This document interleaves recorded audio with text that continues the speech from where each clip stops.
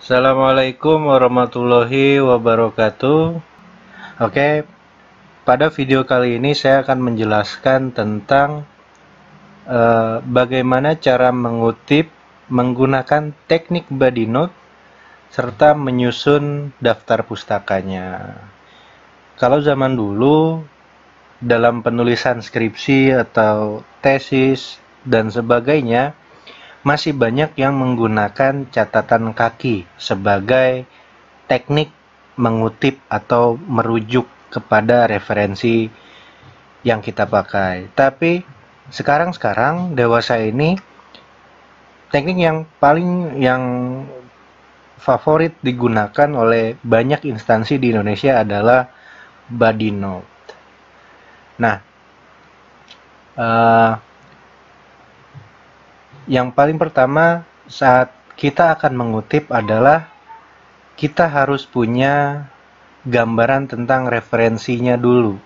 Kita harus punya data atau referensi yang akan kita ambil untuk mendukung karya tulis kita. Jadi, teknik body note dan daftar pustaka ini akan sangat dipakai, pasti dipakai dalam membuat karya ilmiah, makalah, skripsi, ataupun tugas akhir bagi para mahasiswa khususnya. Oke, langsung saja saya praktikkan bagaimana cara menggunakan teknik mengutip, karena ini akan sangat digunakan oleh teman-teman yang sedang menyusun skripsi. Biasanya, mengutip itu paling banyak kita gunakan tekniknya di bab 2. Bab 2 skripsi atau bab 2 tugas akhir. Karena di bab itu, seorang penulis atau seorang peneliti akan diminta untuk mengeksplorasi banyak teori orang, akan mengeksplorasi banyak hakikat-hakikat dari topik yang dia pilih. Jadi, ketika seorang sudah memiliki satu topik penelitian, nah topik itu harus didefinisikan di dalam bab 2. Nah, untuk mendefinisikan topik-topik tersebut, untuk mendefinisikan kata kunci yang kita pilih di dalam topik kita harus menggunakan teknik mengutip seperti itu. Kita coba ya.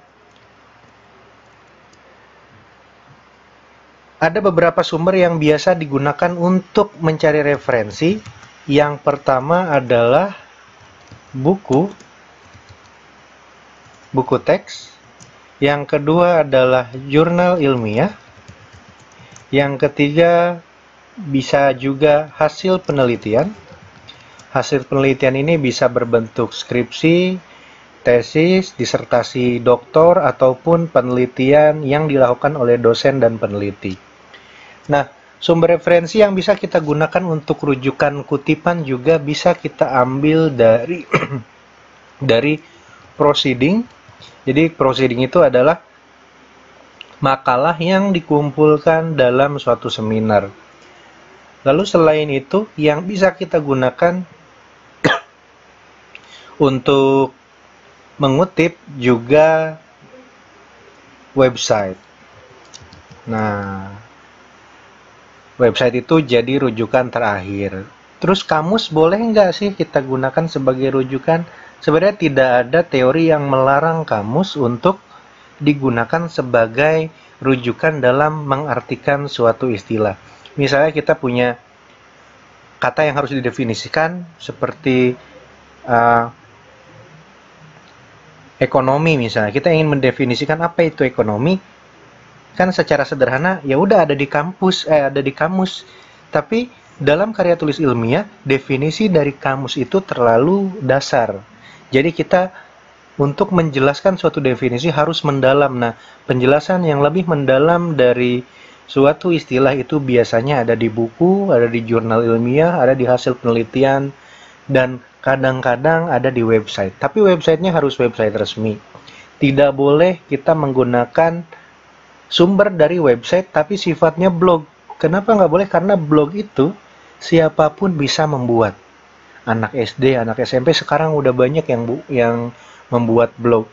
Kan nggak mungkin kita secara secara gradasi pendidikan lagi bikin skripsi, tapi mengutip sumber kutipan yang dibuat oleh anak SD itu tidak boleh. Jadi, kalau kita mau menggunakan website, gunakan website yang resmi dari lembaga yang resmi. Seperti itu. Oke. Nah, biasanya ada dua teknik kutipan yang paling favorit dalam membuat body note. Yang pertama, teknik APA atau American Psychological Association. Dan yang kedua yang mungkin sangat dikenal sebelumnya yaitu Harvard. Dua teknik ini banyak digunakan di kampus-kampus, terutama yang APA. Teknik yang atas ini, yang APA, paling sering digunakan. Bahkan di jurnal-jurnal ilmiah pun kebanyakan meminta referensi ditulis menggunakan teknik APA. Kutipan dituliskan menggunakan teknik APA. Seperti itu, teman-teman. Oke, misalnya kita membuat pengertian di sini. Kita mau cari pengertian, kita membuat hakikat tentang tipografi. Artinya, di sini kita menjelaskan pengertian tipografi, jenis-jenis tipografi, dan lain sebagainya yang semuanya mengandung pembahasan tentang objek yang kita jelaskan. Seperti itu. Misalnya kita mau cari pengertian tipografi. Kita sebagai peneliti, penulis skripsi, tidak mungkin mengartikan sendiri apa itu tipografi. Karena argumentasinya pasti kurang kuat dan belum divalidasi oleh ahli gitu. Makanya untuk menjelaskan tentang apa itu tipografi, kita harus merujuk ke buku seperti yang saya tampilkan tadi, ke buku, ke jurnal ilmiah, kita cari siapa penulisnya, apa judulnya. Nah, zaman sekarang karena sudah canggih, orang-orang sangat mudah mengakses referensi. Salah satu tempat di mana kita bisa mengakses referensi dengan mudah adalah Google Cendekia atau mungkin disebut sebagai Google Scholar. Kita tinggal cari aja. Misalnya pengantar desain. Nah, di sini ada buku. Kalau misalnya dalam tanda kurung seperti ini ada tulisan buku, berarti sumber yang kita lihat adalah buku teks. Tapi ketika di sini buku semua, buku. Di sini kita juga bisa mencari jurnal. Nah, misalnya kita udah punya referensi dari buku, kita buka pengantar tipografi ini. Kita buka, ternyata ini buku dari Adi Kusrianto, nama penulisnya. Nama penulisnya Adi Kusrianto. Berarti kita jelaskan, misalnya ini pendapatnya si Adi ya. Saya tulis sebagai lorem ipsum, tidak perlu kita tulis ulang karena membutuhkan waktu. Misalnya ini adalah pendapat dari Adi Kusrianto. Ada dua cara. Yang pertama, kita tulis dulu kutipannya. Ini adalah kutipannya. Atau kita tulis dulu sumbernya. Kalau kita tulis sumbernya berarti namanya dulu. Nama penulisnya dulu di sini. Kita lihat tadi nama penulisnya Adi Kusrianto. Nah, sebagai catatan, dalam mengutip kita cukup menyebutkan nama belakang penulis saja. Nama belakang penulisnya, siapa di sini nama belakang penulisnya? Kusrianto. Kusrianto. Saya perbesar biar lebih jelas. Nah, Kusrianto, lalu buka kurung, tahun berapa dia buat? Di sini ada tahun 2010. Kita tulis 2010. Seperti itu. Kalau misalnya kita ambil dari halaman berapa kita ambil, karena ini dari buku, karena ini kita ambil dari buku teks, maka harus ada halamannya. Misalnya di buku ini kita ambil halaman sekian, halaman 14 misalnya, berarti di sini 2010, tahun terbit buku, titik 2, spasi tadi halaman 14. Artinya adalah pendapat ini yang saya blok, yang lorem ipsum adalah pendapat yang dikemukakan oleh Kusrianto di halaman 14, di mana bukunya diterbitkan pada tahun 2010. Dan nanti di daftar pustaka harus ada daftar pustakanya punya Kusrianto ini. Misalnya di akhir nih, di akhir nanti ada daftar pustaka. Kita buat daftar pustaka.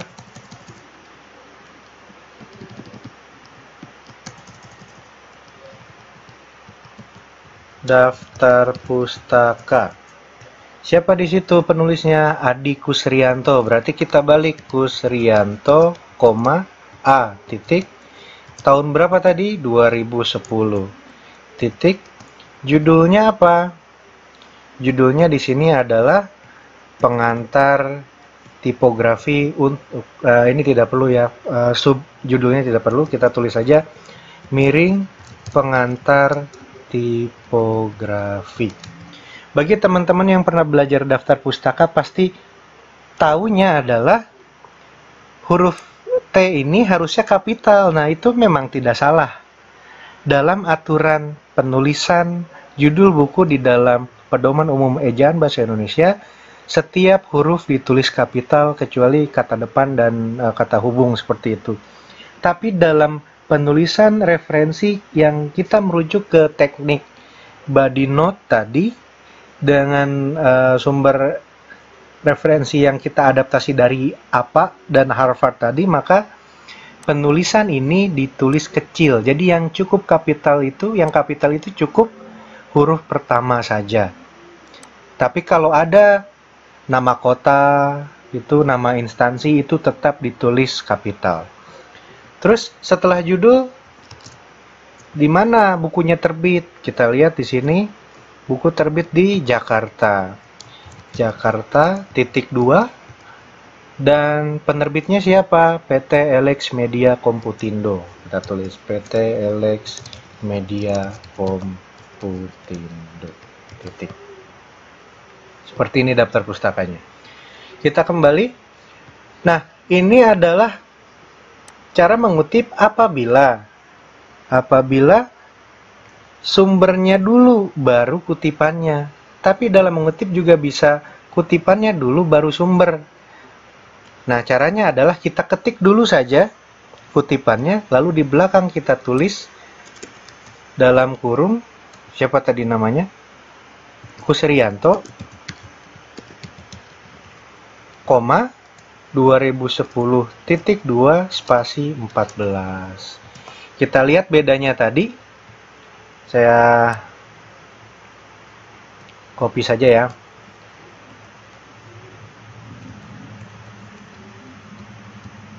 Nah, kita lihat yang atas dengan yang bawah. Kalau yang atas, namanya tidak ikut dikurung.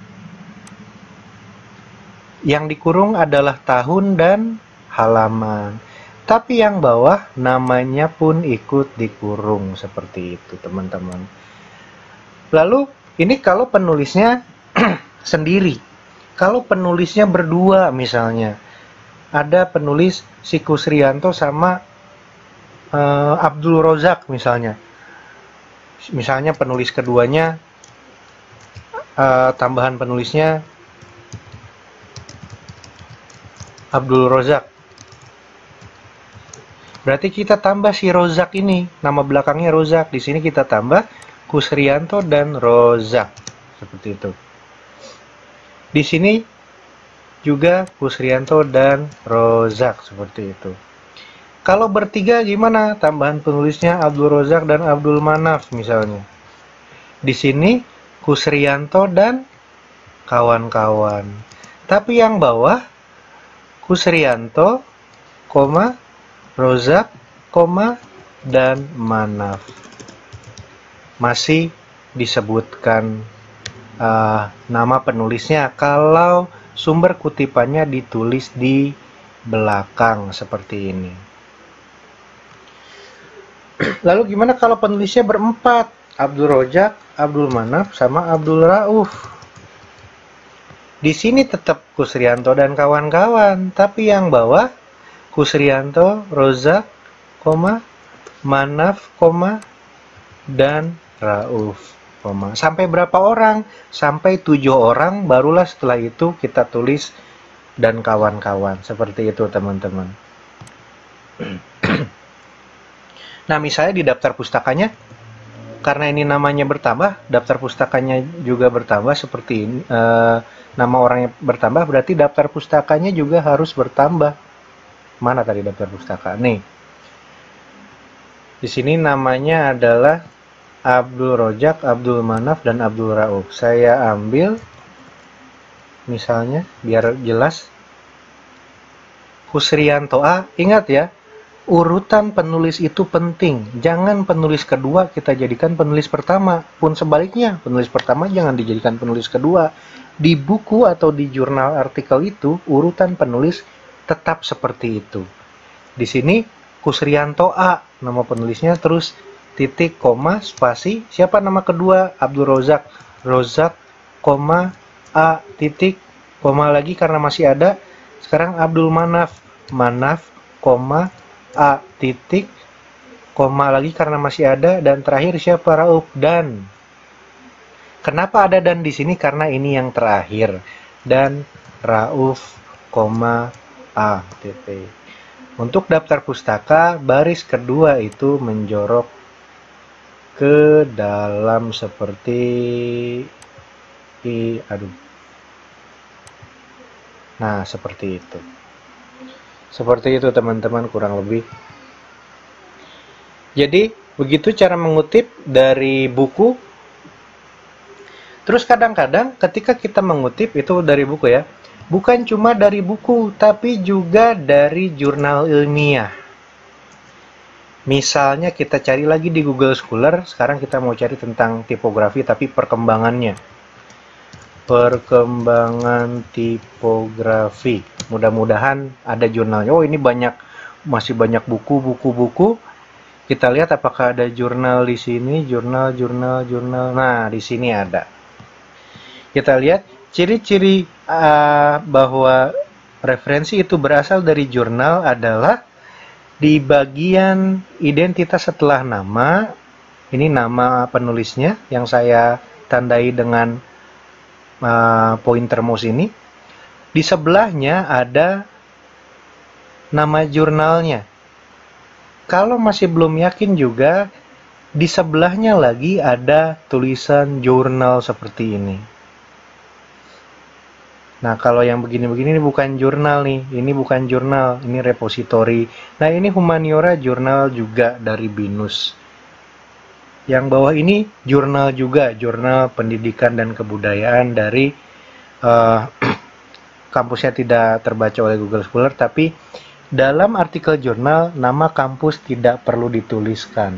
Nanti saya ajarkan gimana cara membuat daftar pustaka dari jurnal. Kita buka salah satunya, misalnya ini.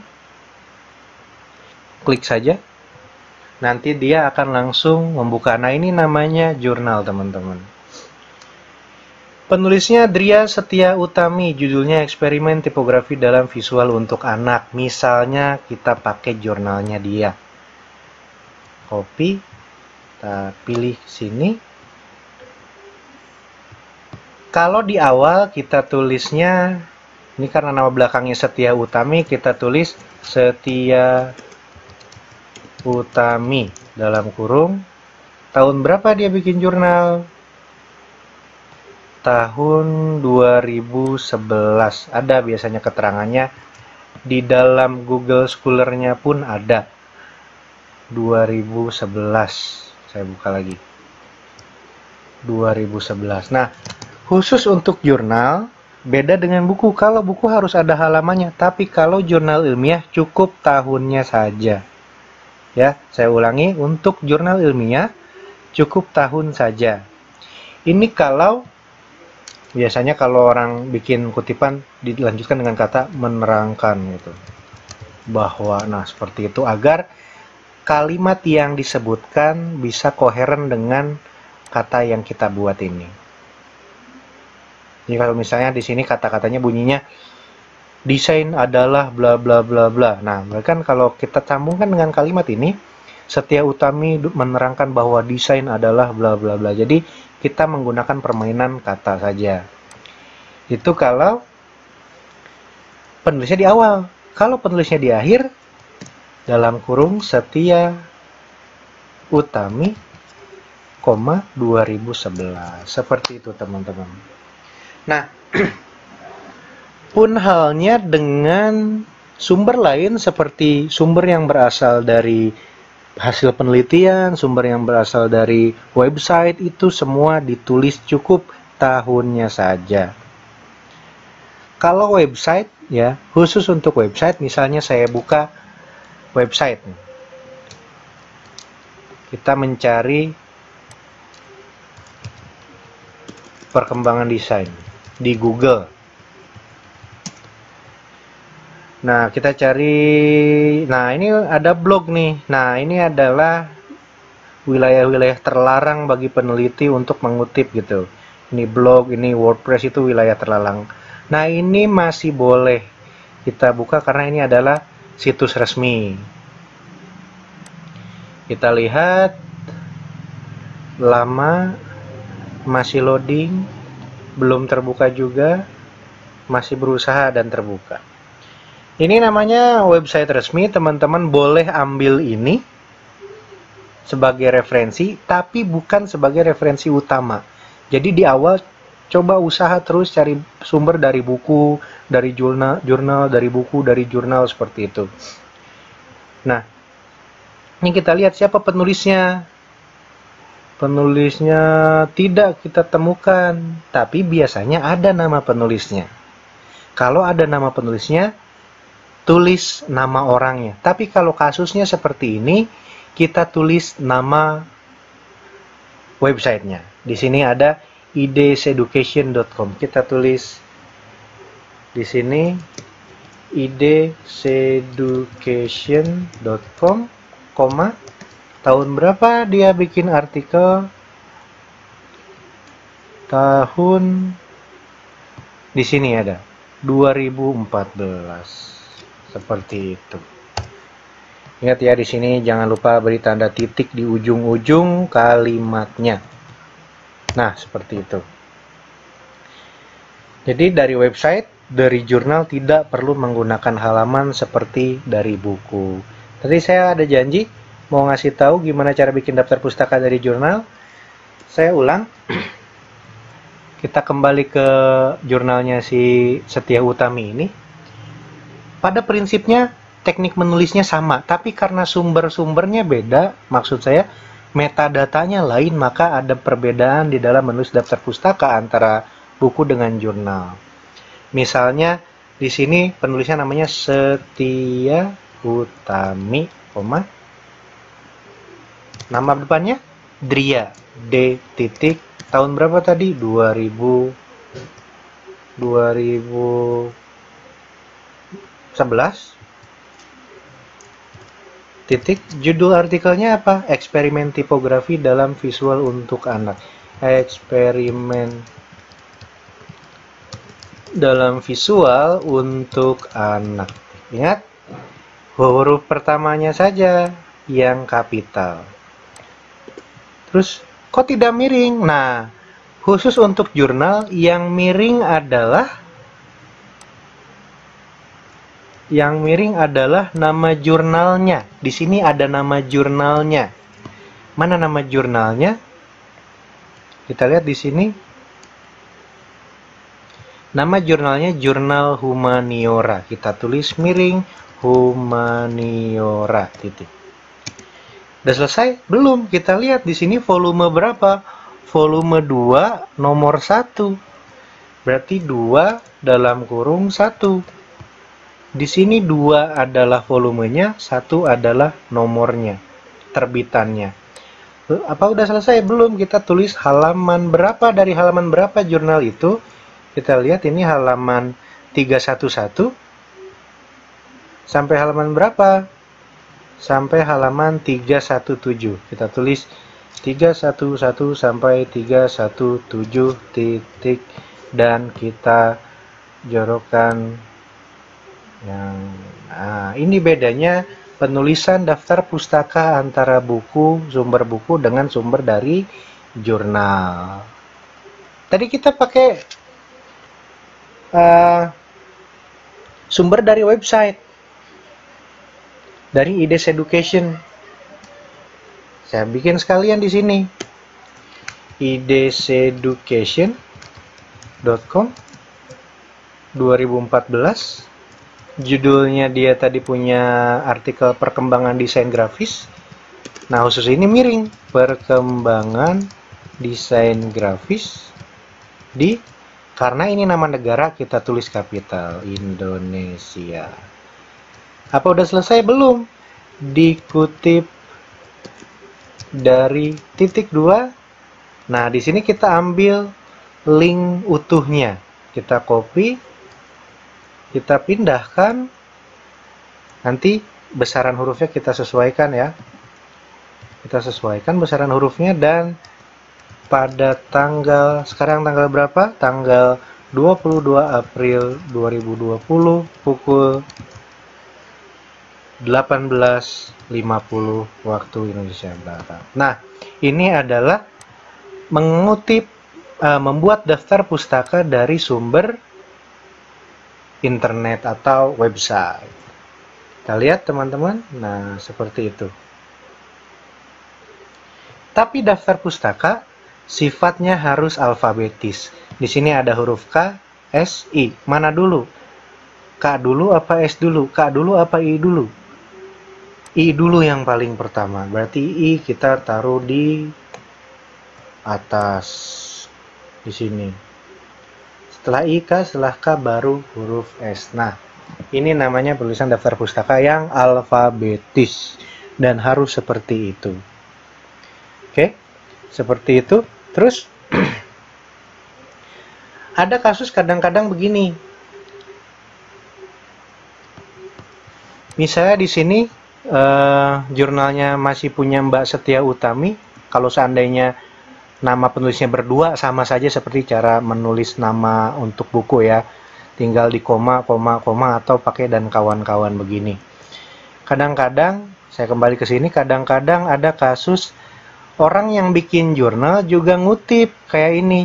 Si Mbak Setia Utami ngutip punyanya Mas Kartono. Nah loh, ribet kan? Kita cari Mbak Setia Utami tadi yang mana? Nah, di sini. Kalau misalnya Mbak Setia Utami ini mengutip juga punyanya Mas Kartono tadi, kita di sini kita tinggal tulis siapa yang dia kutip. Namanya Kartono. Dalam kurung, dalam Setia Utami. Di sini langsung Setia Utami, 2011. Kita lihat di sini. Kartono dalam kurung, dalam Setia Utami, artinya pendapat si Kartono ini ada di dalam artikelnya Mbak Setia Utami yang dia terbitkan tahun 2011. Jadi tidak perlu pikirkan tahunnya Mas Kartono ini. Cukup pikirkan tahunnya si Mbak Setia Utami. Kalau di awal seperti ini, kalau di akhir bagaimana? Tinggal ditambah sama Kartono dalam Setia Utami. Seperti itu teman-teman. Oke, semoga jelas. Kalau belum jelas juga silahkan teman-teman backward saja videonya dan tonton lagi bagian yang belum paham agar lebih paham. Seperti itu. Ini adalah membuat daftar pustaka dan mengutip menggunakan teknik body note namanya. Jadi yang seperti ini namanya adalah teknik body note. Lihat ya, ini adalah pendapat-pendapat orang. Jadi kita harus apresiasi karya mereka, hasil pemikiran mereka dengan cara apa? Dengan cara menyebutkan nama mereka dan menyebutkan karya mereka di dalam daftar pustaka sebagai apresiasi kita bahwa kita sudah meminjam karya mereka. Seperti itu teman-teman. Nah, Demikian teman-teman untuk penjelasan mengenai sumber kutipan yang kita buat menggunakan teknik body note. Sebenarnya ada cara lain dalam bikin daftar pustaka yang lebih mudah di dalam Google Scholar adalah, misalnya tadi mana punya Mbak Setia Utami, di sini sudah ada tanda kutip begini. Kalau kita klik, dia akan berputar-putar, dan kita klik ini, kita copy saja, dan kita masuk ke daftar pustaka. Sama saja bentuknya, cuma memang dia masih manual, jadi harus ada beberapa yang kita perbaiki. Tapi kalau emang nggak mau capek, ya pakai cara yang seperti itu. Pun halnya dengan sumber buku tadi punyanya Pak Kusrianto. Di sini ada punya Pak Kusrianto. Di sini ada tanda kutip, kita klik, kita lihat ini versi apanya. Nah, di sini cuma kadang-kadang di dalam referensi yang disuguhkan oleh Google Scholar, metadatanya tidak lengkap. Kita lihat di sini tidak ada kotanya. Makanya tadi saya bilang untuk mengutip menggunakan daftar pustaka dari Google Scholar, kita perlu memodifikasi kembali agar sesuai dengan tuntutan kampus atau tuntutan dari universitas. Lalu apa nggak boleh? Boleh saja. Silahkan teman-teman mencari cara yang paling nyaman, yang paling mudah dalam membuat kutipan serta daftar pustaka. Tapi satu hal yang pasti, setiap teori yang kita sebutkan beserta penulisnya harus ada di daftar pustaka. Misalnya, saya pakai teorinya Kusrianto, berarti di daftar pustaka harus ada sumber Kusrianto. Kalau di kutipannya kita pakai sumbernya dari Mbak Setia Utami, berarti di bawah harus ada Setia Utami juga. Terus di sini kita pakai Kartono dalam Setia Utami. Nah, tadi seperti yang saya sampaikan, tidak perlu pusing-pusing memikirkan karyanya Mas Kartono, karena yang kita pinjam adalah karyanya Setia Utami ini. Seperti itu, teman-teman. Pun sebaliknya, semua yang ada di daftar pustaka harus ada di kutipan. Semua yang ada di kutipan harus ada di daftar pustaka. Demikian, teman-teman. Terakhir informasi dari saya, sebenarnya ada teknik menggunakan dan membuat kutipan serta menyusun daftar pustaka menggunakan aplikasi Mendeley. Seperti apa aplikasi Mendeley? Silahkan cek kolom deskripsi. Di situ saya sudah memberikan link bagaimana cara menggunakan aplikasi Mendeley. Terima kasih. Sehat selalu. Jika ada pertanyaan, silahkan tulis di kolom komentar. Jangan lupa like, komen, dan subscribe. Terima kasih. Assalamualaikum warahmatullahi wabarakatuh.